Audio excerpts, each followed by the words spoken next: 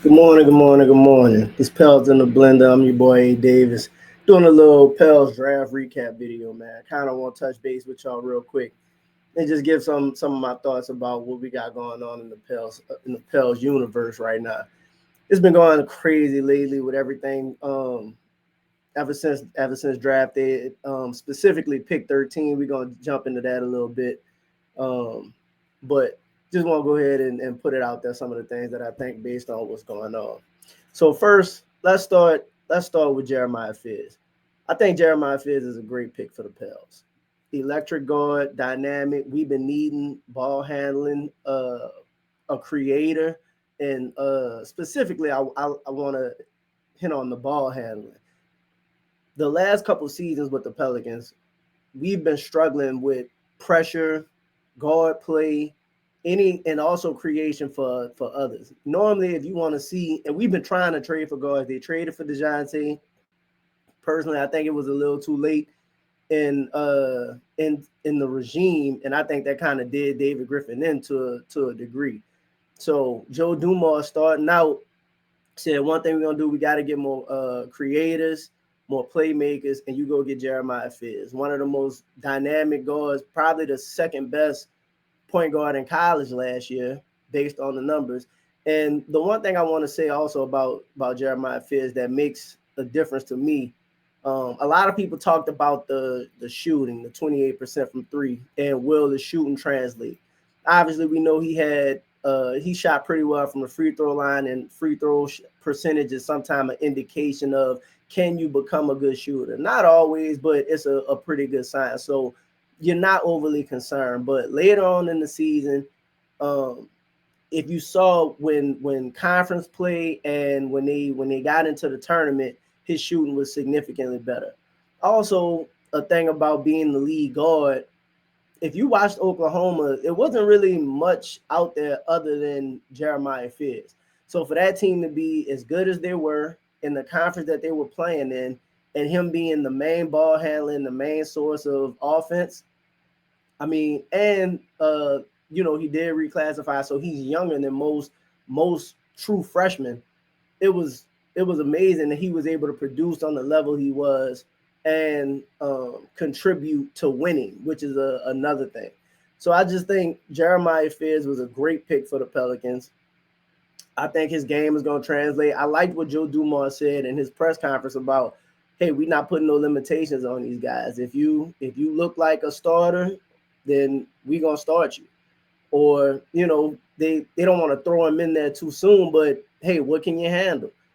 I think that a lot of people criticized Willie in the past about has he played, him playing rookies and people being injured for you to play and stuff like that. I think it's a unique situation with Jeremiah Fizz being drafted 7, DeJounte being hurt, them possibly me and no moves. This is the first draft pick of the Joe Dumars regime. That guy's gonna play. The first two picks, they're very invested in those guys succeeding. So Jeremiah Fizz, I think could be a really good guard for the Pelicans early. And even if he is coming off the bench, which I expect him obviously to start off coming off the bench, it's a significant upgrade to what we had last year. So Jeremiah Fizz, to me, that was the player I had targeted and won in the draft. If you saw when we drafted him and you watched some of the show, I was like extremely excited about that. So I think the Jeremiah Fizz pick, personally, based on what you needed, where you picked that, and you got to remember when the lottery hit, we had the fourth best odds. When we fell to 7, initially it was like, kind of deflating because it eliminated us getting Dylan Harper. And I'm not saying that Dylan Harper may not be a better prospect, but we all targeted the guard. Everybody wanted the guard in that particular draft. And you got arguably the second best guard. So in my opinion, that's a win for sure.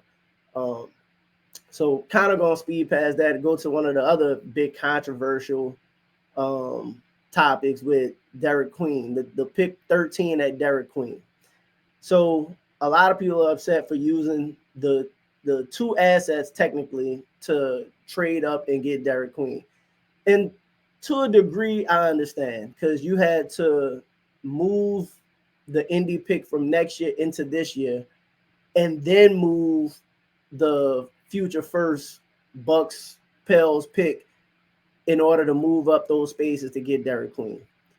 Now, I remember when the draft, when the draft process first started, a lot of people loved Derik Queen. It was Derik Queen or else, Derik Queen or else. Some people felt like Derik Queen might have been one of the best, let's say, best 3 to 5 players in this draft.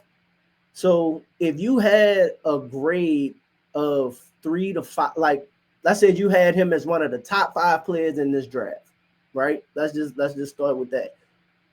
And you get him at 13. Yes, it costs you assets, but that means that player is projected to be one of the top players in the entire draft class, and you was able to get in the late lottery. I personally think that's a win, especially for a team like the Pelicans that need as much talent and players that aren't dependent on Zion to be successful. Like that's a guy 6'10", 250. That's a big dude, man.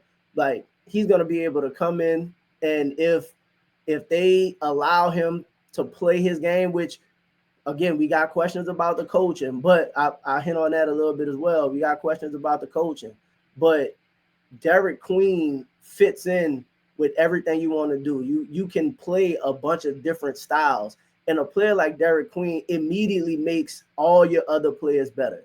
So not only do you get the benefit of the player that Derik Queen is, but you also maximize some of your other players that you get or that you plan on keeping. Like Missy immediately becomes more valuable. Trey becomes more valuable. All of those players that have to do less and have more options available to them because they're not the focus of the defense, then you immediately open up like more, what's the word I'm looking for? Like it's less stressful of an offense, like for those guys to be able to score. You minimize possibly the injuries of them having to do too much, taxing on the body and stuff like that, which is something that all of that plays into.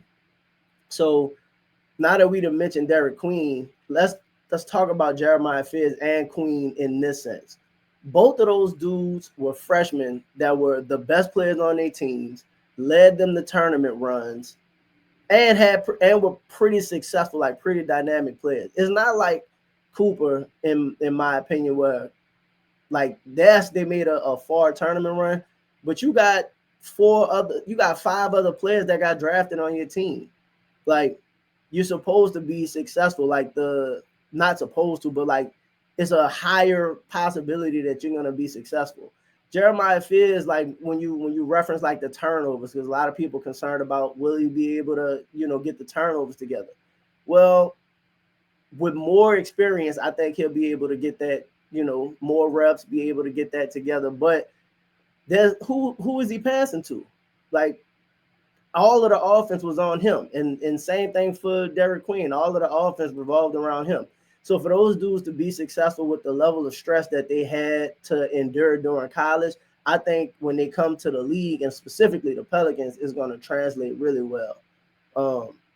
So that's kind of where I'm at on them. I don't think being aggressive, trading up, getting the guy that you think was, the 3rd to 5th best player in the draft is too much of a stretch.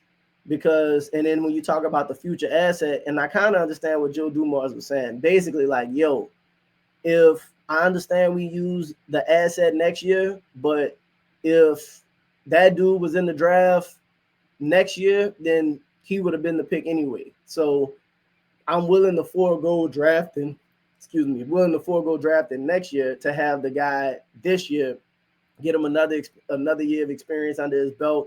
We make sure nobody else come up and do it, come up and take our guy. So I won't lie, I like being aggressive as a person who always pushed for you going after what you want, no matter what that is. Sometimes you gotta be aggressive and bet on yourself. And they're betting on that guy, and hopefully they're right. I mean, if they're not, then yes, there's gonna be backlash to it. But I've done enough of hey man, we could have got this guy. And then you watch those guys throughout the league that we could have traded up for, like Darius Garland, for example. We traded out of the Darius Garland pick. And then now you watching Darius Garland become an all-star point guard, looking amazing. You know what I mean? They making playoff runs, and all that time you're like, man, if only we had Darius Garland. So if you feel that way about Derik Queen, then go ahead and get your guy. That's just my opinion. The second round, them in the deal that they made with Washington, they got pick 40. They was able to come in and they took Michael Peavey out of Georgetown. So obviously, I like the pick. I think a lot of people like the pick. It's coming with a little bit of backlash because, again, the area has got some ties to Troy Weaver. But at the same time, Michael Peavey, 6'8", 220, wing defender, fifth year senior, super senior. So it's kind of like that guy was able to play, contribute, and develop. So when he comes in, you're going to have wing depth, which from the previous year when you had Najee, Dyson, Brandon, all of those players on the wing, you have to replenish that. Clearly, that was one of the things that hurt us in the 21-win season. So, and they're doing it with younger players. So I think when you bring in Michael Peavey, a guy that's he said at his at his draft, hey, I feel like I'm the best defender in the draft, and I want to come out and show that. That's exactly what you want. Guys that's going to be scrappy, got attitude, got dog. And Joe talked about character, not just great people in the community, but people that's going to come out and compete, play hard. Training camp should be a beast, bro.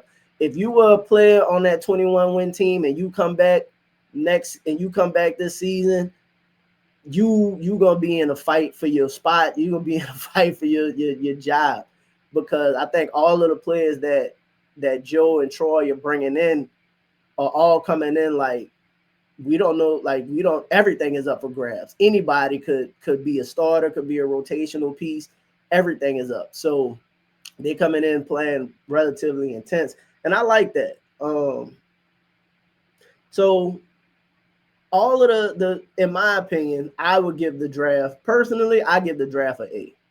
Like A++, to be honest, because you knew you wasn't getting Cooper. You knew you weren't getting Dylan Harper.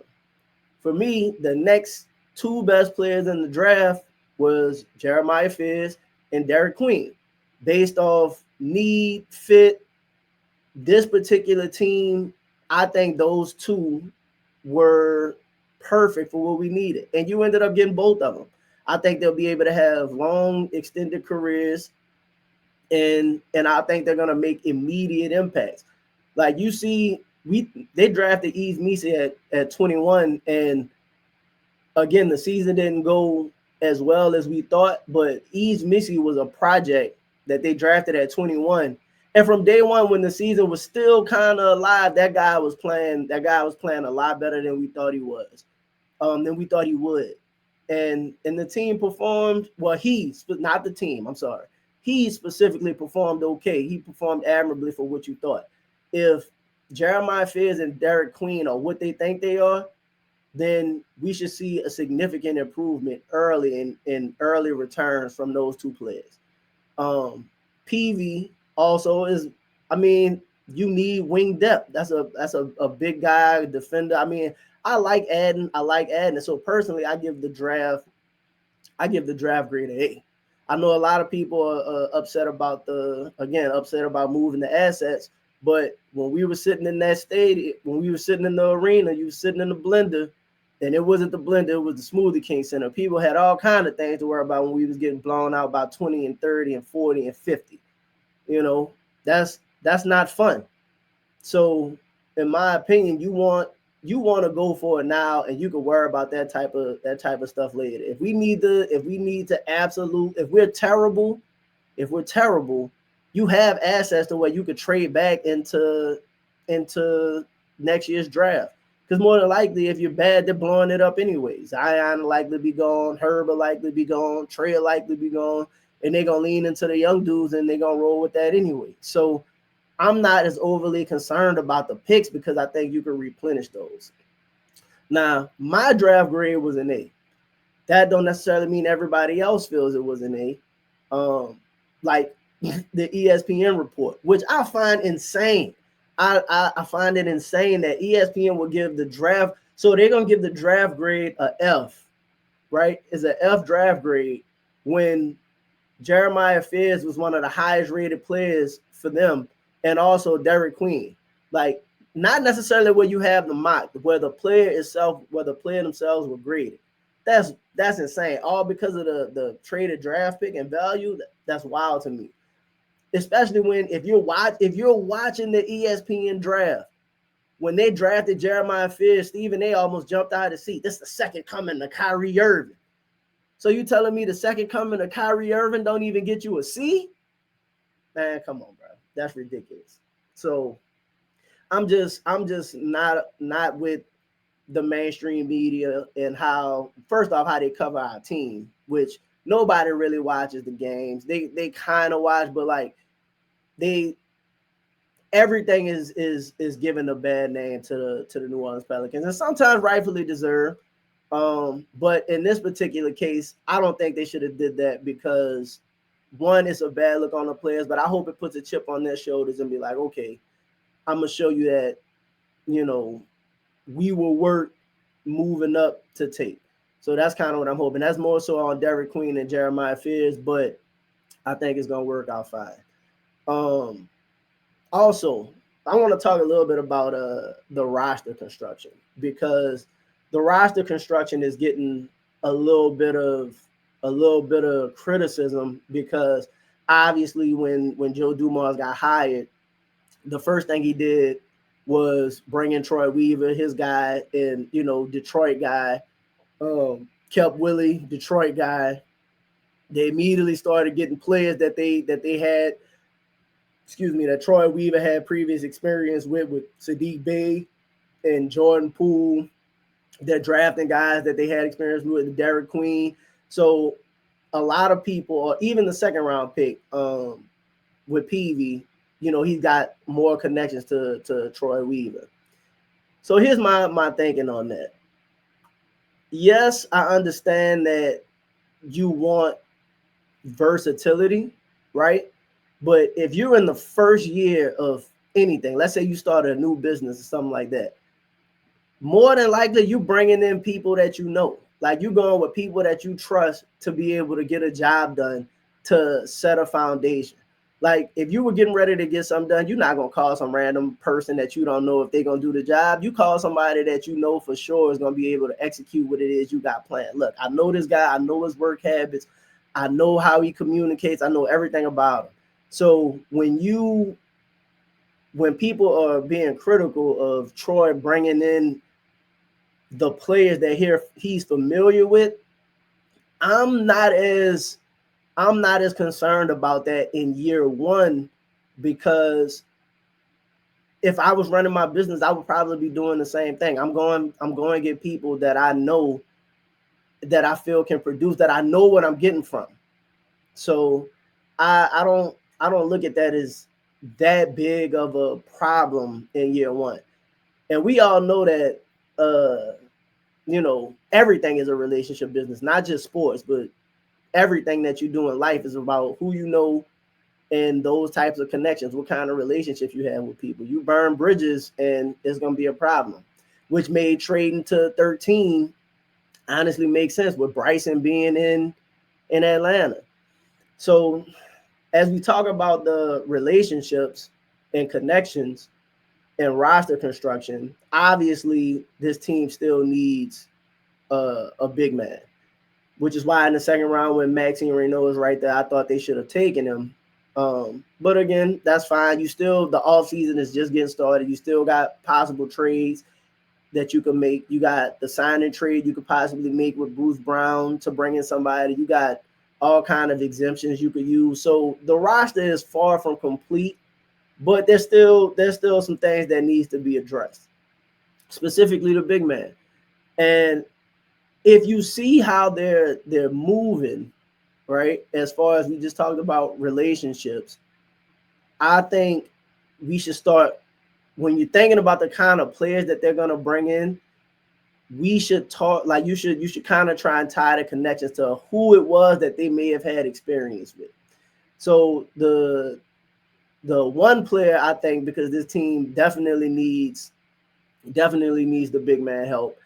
I'm not sure about the salary necessarily, but I think this team is gonna try and target Sabonis. Domantas Sabonis out of Sacramento. Joe Dumars has a pretty good relationship with Sacramento. We all know that. At the end of the season, and a lot of the offseason reports was Sabonis was supposed to be meeting with Sacramento to kind of discuss his future and see what was going on, right? If Sabonis is getting ready to, let's say, ask out, right?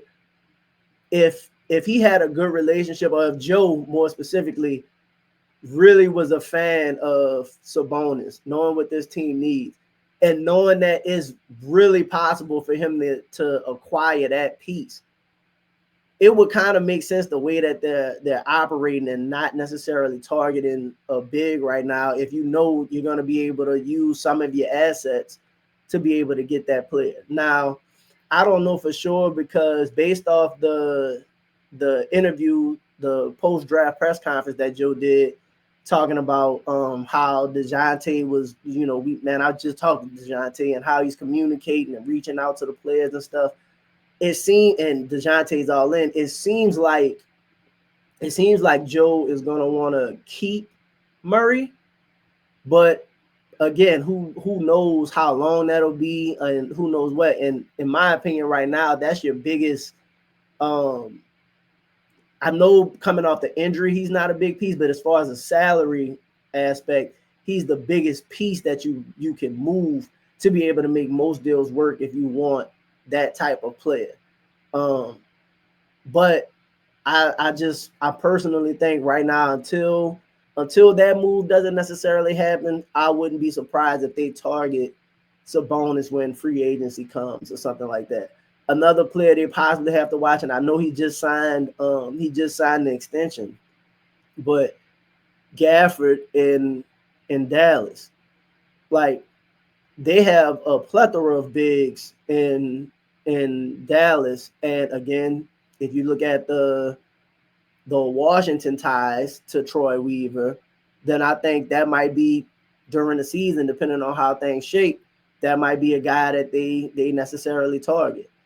I don't know, man. I think it's going to be pretty exciting. I think there's a lot more moves that are out there to be made, but I just kind of wanted to touch base, man. I just didn't like how the reaction to the draft went when you obviously got your team got significantly better, in my opinion. And I think you're in position to where if things don't go well, you abort and you still feel good about the pieces that you have. Like, if, let's say, they take two different players, insert whatever, but like, I wouldn't feel as comfortable if the season didn't go well, that those two specific players could thrive individually of whatever else was going on. Like, those two players specifically, you could build the system around if you had to hit the eject button on the season and some of the players that we already have. So for ESPN to give the draft grade a F, that's a bit much for me. But we'll see with more moves to be made going forward. I just wanted to come in, tap in with y'all for a second. We'll see now that the draft is over. Things settling down a little bit. We'll continue to go forward and see exactly what other moves, if they got any trades that's going to be made, and who this team is looking to bring in. They got to get some more size. They got to they've been addressing getting some more athletes.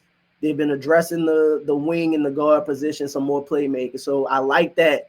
And at worst, the team's gonna be exciting. I kind of want to keep pushing for that. When you go to these games and you sitting in there, you wanna feel like you're part of the action. You know what I mean? You want to feel like you're watching an exciting product, at least.